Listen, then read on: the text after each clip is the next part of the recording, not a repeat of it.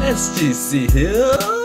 Let's do the comics thing. First up, Mind the Gap issue 4, The Wolves, and Red Riding Hood. The issue's picking up in the sense where the story is sort of like suggesting there's a new suspect and moving in terms of the cops are moving in.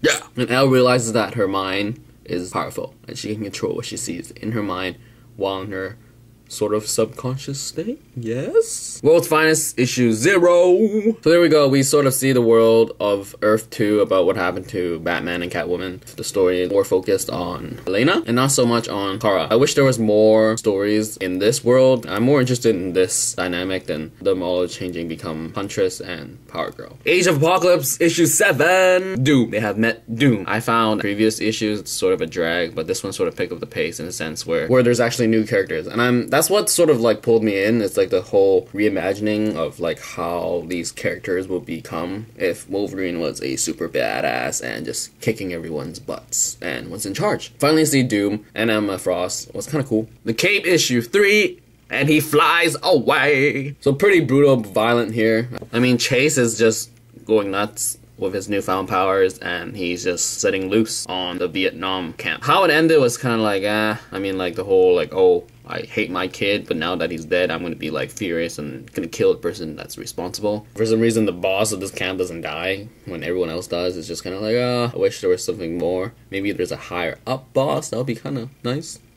Hawkeye, issue 2. I really enjoyed this issue. It's just like the whole thing about him injured and things, I guess. Him being more realistic. I mean, he seemed vulnerable here, and then things got ugly, and there was this one page where so many panels that was just kind of cool. I mean, I haven't seen that style in a while. This page where they're just having a conversation with all the headshots, but in overall, I think how he's cutting up the panels is very interesting because it really is different from the other comics out there. So, good stuff. Hawkeye. Amazing Spider-Man. Alpha.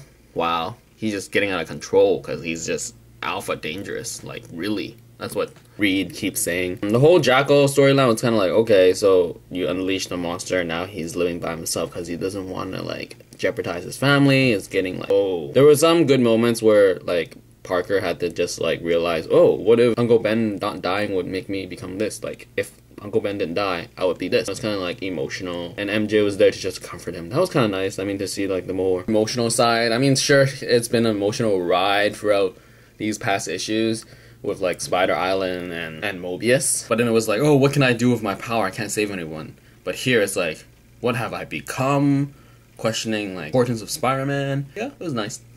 Road to Oz, new series on the Wizard of Oz stuff done by Scotty Young and Eric Shadower. Crazy magic stuff happening again, and the whole Shaggy guy was just interesting. The colors are amazing as always. Done by John Francois Boulet. I can't pronounce, can't even try. But amazing. Storyline is like interesting in the sense where it's like magic is just happening. She didn't even leave and magic's happening. And she meets the kid and that was pretty funny. And now the foxes are here. I like how there's animals. I love Young's animals and more of them are appreciated. So that's it for this week's comics. From the 10th anniversary sale of RX, I got some back issues and I can finally say I'm happy that I got them because I'm finally caught up. What did I get? Six Gun. This is an awesome series. I think I'm just gonna like not wait for sales and just go with the monthly purchase.